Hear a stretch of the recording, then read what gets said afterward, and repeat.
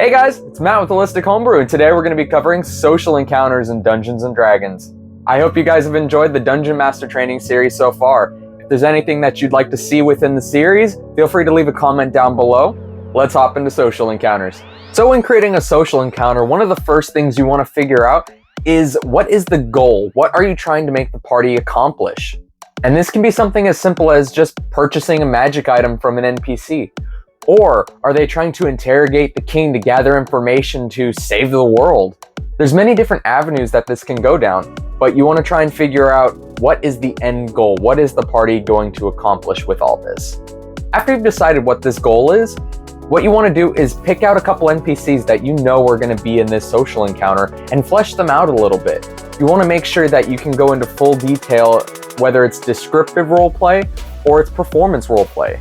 Descriptive roleplay is when you tell the party how the NPC says everything. It can be something like the NPC says that he found this magic item in the hut down the street. God, you can literally have it anything you want.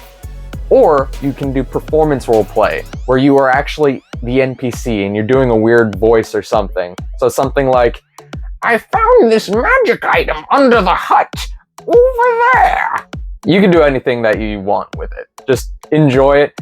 I prefer performance roleplay. It's a lot more fun for everyone at the table, so feel free to go whichever avenue you want. That's just what I prefer. So when you're fleshing out this NPC, you want to figure out what this NPC wants from the party, or what are they trying to make sure the party doesn't find out? Are they trying to withhold information so the party doesn't find out that there's this secret cult down the street? And one of the last things you want to flesh out with your NPC is what is their demeanor with the party? Are they friendly and very chatty with the party? Are they that weird person that the party just kind of wants to stay away from? Or are they extremely upset with the party for some of their deeds that they've done because maybe somebody got caught in the crossfire and died?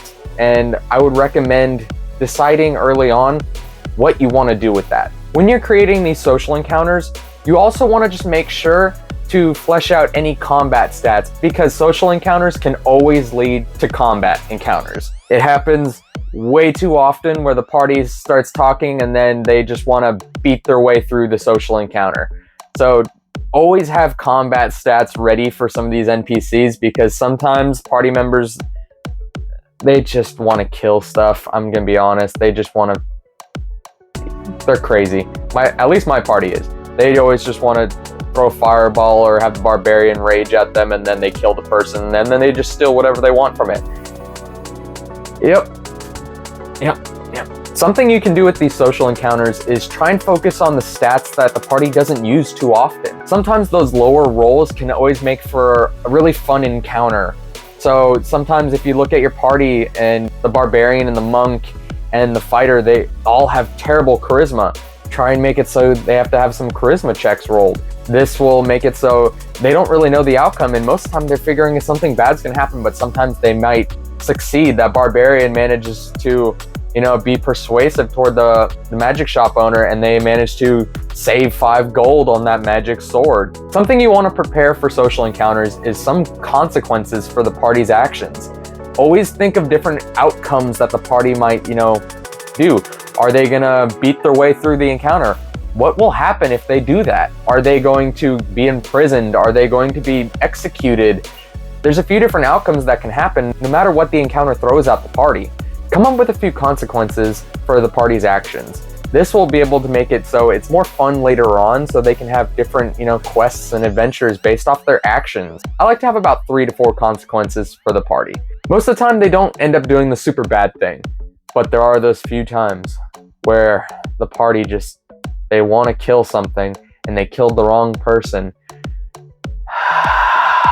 One of the last things I'd like to help you with in creating a social encounter is be ready to improv. Most of the time, all of these social encounters are based off dice rolls. So you have to kind of think, what are the bad outcomes from these dice rolls? What are the good outcomes from these dice rolls?